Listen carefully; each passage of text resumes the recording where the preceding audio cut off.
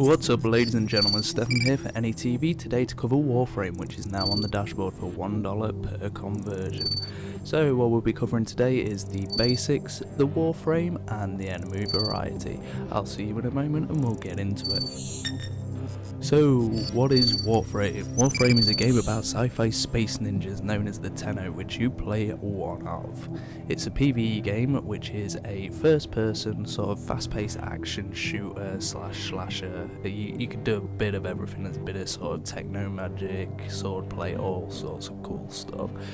So, the basic objective is to travel throughout the galaxy, kicking the ass of the Grenier and the Corpus, and taking back the tech that is yours. As you level up your Warframe, you unlock new abilities, and it's sort of like a card system where you have to select cards within your power rating, so each card has a power rating assigned to it. So for instance, you might have a freeze which has a power rating 3 and a push which has a power rating 2, and your frame can only handle 5 power load. Then you would only be able to play them cards within your frame's abilities, which is pretty cool. As you level up, you unlock new abilities, new weapons. Your levels weapon with your weapons level with you, and you can select abilities for those weapons. There's a hell of a lot of maps, and when I say a hell of a lot, I mean ridiculous amounts of maps. So let's get on to the next part, which is the frames themselves. So there's a lot of different types of frames. There's over 16 different Warframes, varying in what they can do. So you've got your rhinos, which are your big stompy frontline, and then you've got stuff like the stealthier mechs that can hide, they can jump really far, all that sort of cool stuff. So each frame is unique in its own way.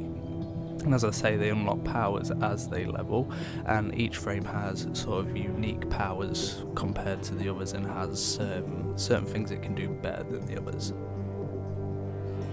So now on to enemy types. We have the Grenier, which are massive in number. There's thousands of them. They seize control of the earth just through sheer numbers. There's that many of them. The Grenier army is slowly decaying because essentially they're all clones. They clone themselves at such a high rate it deteriorates the DNA, is the whole storyline. So that is the Grenier. Within the Grenier there is a ton of different types of enemy, from little melee guys with swords to big scary girls with swords. And the girls, when I say big and scary, they're big and scary. There's also your big sort of stompy marines and infiltrators. There's all sorts of enemy variety within there.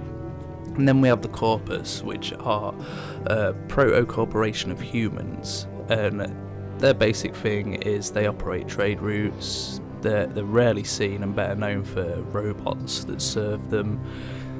The basic structure of the Corpus reflects sort of ancient guilds of old Earth, is the whole storyline. And they're hell-bent on getting hold of any technology they can that will make them money, so they're your typical businessmen. And then we have sort of subsets of enemies which aren't really factions, such as like we've got hellbugs and stuff like that, which we also fight against, which is pretty cool. And as you'll see in the videos behind it, there's a hell of a lot of enemy variety, map variety and playstyle variety. So let's round it out. If you're into games where the action is super fast paced, you play a Space Ninja. I mean, who doesn't like Space Ninjas? It's got a mix of melee play, ranged gunplay and sort of techno magical play, then this is the game for you. You run through, slice up loads of shit, and by loads of stuff I mean literally hundreds of enemies per level. You work in squads of 4 people in a purely PvE environment, and I've got to say, this is one of them games where the community is absolutely amazing. If you've got any questions, you always get an answer. And there is a lot of very, very deep game systems we haven't covered in this, such as crafting systems, sidekick systems where you get a little sidekick robot that helps you. All sorts of stuff that I'm not going to cover in this video because, I mean, it's a free to play game. Jump in it, try it, see what you think. It doesn't cost you a penny. So I've been Stef for NETV. If you want to make yourself $1 per conversion for Warframe, sign up for a dashboard.tm account. Also, if you want to play Warframe, there will be a link in the description as always, and I will see you next time.